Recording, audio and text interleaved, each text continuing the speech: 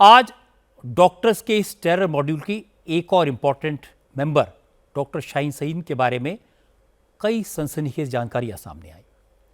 जांच में पता चला कि डॉक्टर शाहीन तमिल उग्रवादी संगठन एलटीटी के स्टाइल में भारत में जैश ए मोहम्मद की महिला ब्रिगेड तैयार करना चाहती थी। यह भी पता चला कि डॉक्टर शाहीन एक बार टर्की गई थी और वो टर्की क्यों गई थी, वहां किससे मिली थी, इसकी जांच की जा रही है, पता लगाने की कोशिश की जा रही है। लेकिन इतना पक्का है कि जैश ए मोहम्मद की महिला ब्रिगेड जमातुल मोमिनीन बनाने के लिए शाहीन सहारनपुर और हापुड़ में mini recruit and command centre के लिए जगह तलाश रही थी। डॉक्टर शाहीन जैश ए मोहम्मद के चीफ मसूद अजहर की बहन सादिया अजहर के कांटेक्ट में थी और उससे एनक्रिप्टेड टेलीग्राम ऐप के थ्रू बात किया करती थी। डॉक्टर शाहीन का उसके पति से 2012 में तलाक हो गया था। उसके 2 बच्चे हैं। 2013 में, जैसा मैंने आपको पहले बताया, वो अचानक गायब हो गई थी। डॉक्टर शाहीन के एक्स हस्बैंड डॉक्टर जफर हयात फिलहाल कानपुर में रहते हैं। डॉक्टर हयात ने बताया कि 2003 में उनकी शादी हुई थी। उस तक शाहीन कानपुर के गणेश शंकर विद्यार्थी मेमोरियल मेडिकल कॉलेज में असिस्टेंट प्रोफेसर थी। लेकिन 2012 में शाहीन ने उनसे तलाक ले लिया। डॉक्टर जफर ने बताया कि शाहीन बहुत एम्बिशियस थी, ऑस्ट्रेलिया जाना चाहती थी, इसी वजह से तलाक ले लिया, बच्चों को साथ नहीं ले गई और उसके बाद कभी कांटेक्ट भी नहीं किया। निकाह मेरा जो 2003 में नवंबर गांव से हुआ था। मैं थोड़ा सीनियर था उनसे। तलाक जो है वो 2012 के लास्ट में। नहीं, कुछ खास वजह नहीं थी मेरे तरफ से, कुछ खास नहीं थी। उनके साइड से क्या था उस मुझे ज्यादा अंदाजा नहीं उसका। कुछ हो सकता है कोई दिल में रहा हो, कोई दुआ पे ना आया हो सकता है ऐसा कुछ रहा हो। विवाद कुछ नहीं हुआ कभी ना, अभी कोई हम लोग लड़ाई झगड़ा कभी कुछ नहीं। हम लोग बहुत प्यार मोहब्बत से रहने वाले इंसानों में से। बिल्कुल नॉर्मल रहा है। मैं लखनऊ तक मैं खुद गया था उनको पहुंचाने। बहुत शानदार फर्स्ट क्लास रहा था। कभी कुछ एहसास ही नहीं हुआ इस सब चीजों का। बच्चों से बहुत प्यार करती थी, मुझे तो करना भी नहीं कुछ पड़ता था।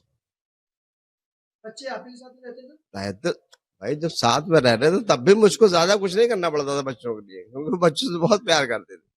पढ़ाती भी थी, खिलाती भी थी, सब कुछ करती थी। मैं भी बैठ जाता था, हम लोग बात करते थे आपस में। नहीं, बुर्का हमने कभी देखा ही नहीं। कभी एक कोने में बड़ा रहता था कहीं। शादी में एक हम लोग का ट्रेडिशन होती है ना, बुर्का उर्का दिया जाता है। 2012 से लेकर 15 तक कितना साल हो गए। अब इस दौरान शायद उनका कहीं इन्वॉल्वमेंट रहा हो, तो मुझे तो भाई कुछ पता नहीं उसके बारे में। दिल्ली ब्लास्ट केस में अब डॉक्टर शाहीन के भाई परवेज अंसारी पर भी शिकंजा कस रहा है। वो भी एक डॉक्टर है। यूपी एंटी टेररिज्म स्क्वाड ने डॉक्टर परवेज को हिरासत में लेकर उसके घर की तलाशी ली।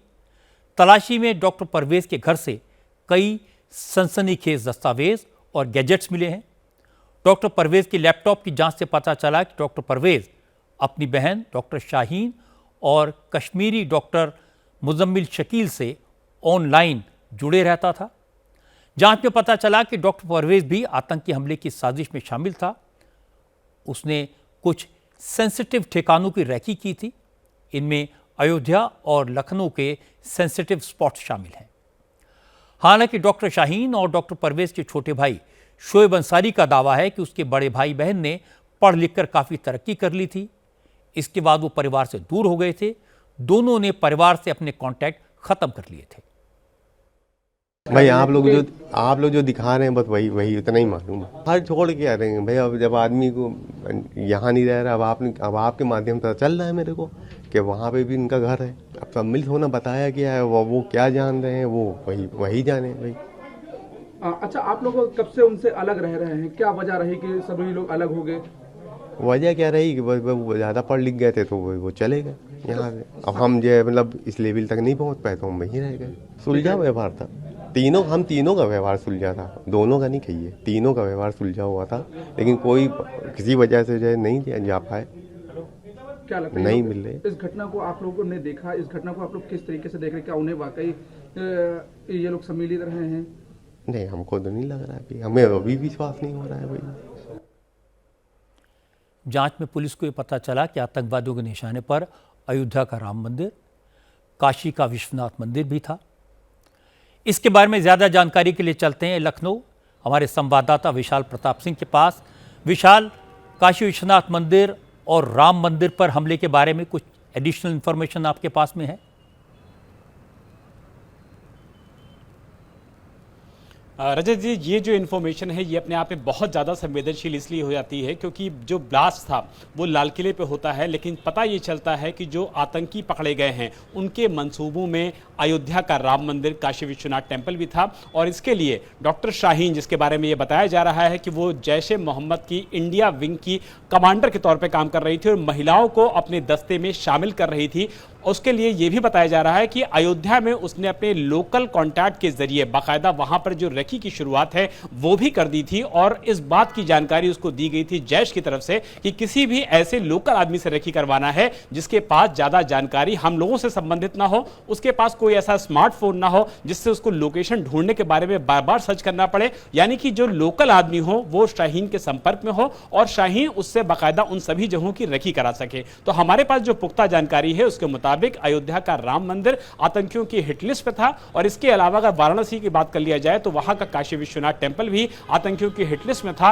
रजत जी, सबको याद होगा कि किस तरीके से अब से एक हफ्ते पहले मात्र वाराणसी में बाकायदा एनएसजी ने मॉक ड्रिल की थी और इस मॉक ड्रिल में हॉस्टेज सिचुएशन को रखा गया था और मॉक ड्रिल के जो दृश्य थे वो इंडिया टीवी ने अपने कैमरे के जरिए दर्शकों तक दिखाए थे, यानी कि एजेंसीज के पास इस बात की जानकारी, अलर्ट्स आ रहे थे कि आतंकी कहीं ना कहीं इस तरीके की गतिविधियों में संलिप्त होना चाहते हैं। और डॉक्टर शाहीन का लखनऊ से होना, कानपुर में नौकरी करना, इस पूरे इलाके की ज्योग्राफिकल एरिया से पूरी तरीके से वाकिफ होना जैश ए मोहम्मद के साथ साथ आतंकियों के लिए मददगार साबित हो रहा था। यही वजह था कि डॉक्टर शाहीन के ऊपर यह बड़ी जिम्मेदारी दी गई थी, लेकिन इससे पहले कि वो अपने नापाक मंसूबों को अयोध्या में, वाराणसी में या लखनऊ के इंपॉर्टेंट इंस्टॉलेशंस पे जिसमें धार्मिक इलाके भी शामिल है, भीड़भाड़ वाली जगह भी शामिल है, उसको निशाना बनाते बड़ी कार्रवाई होने शुरू हो जाती है यूपीएटीएस की तरफ से, जम्मू कश्मीर पुलिस की तरफ से, और ये सारे आतंकी पकड़े जाते हैं। वरना ये बहुत मुमकिन था कि ये आतंकी अयोध्या, लखनऊ, वाराणसी में सीरियल ब्लास्ट कर सकते थे और अपनी जो उनके नापाक मंसूबे थे उनको कोशिश कर सकते थे कि उसको कामयाब होने की, लेकिन इससे पहले ये एजेंसीज के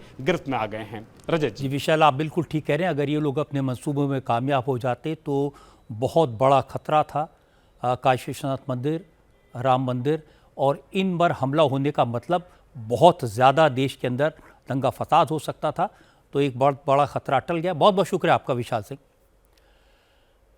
मुझे लगता है कि आतंकवादी घटनाओं को रोकने के लिए देश में सेंट्रलाइज डेटाबेस की ज़रूरत है। हर नागरिक का फेशियल रिकॉग्निशन वाला आइडेंटिफिकेशन हो जाए, जो वेरीफाइड हो, कॉन्फिडेंशियल हो।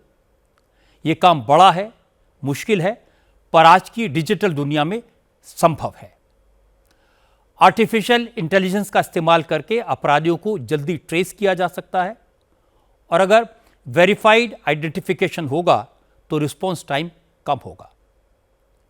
चीन में इंटीग्रेटेड डिजिटल सर्विलांस है, आइडेंटिटी वेरिफिकेशन सिस्टम है, रियल टाइम फेशियल रिकॉग्निशन है, रेजिडेंट ट्रेसिंग मैकेनिज्म है। इसलिए ना तो आतंकवादी घटनाएं होती हैं और ना क्रिमिनल नेटवर्क खड़े हो पाते हैं।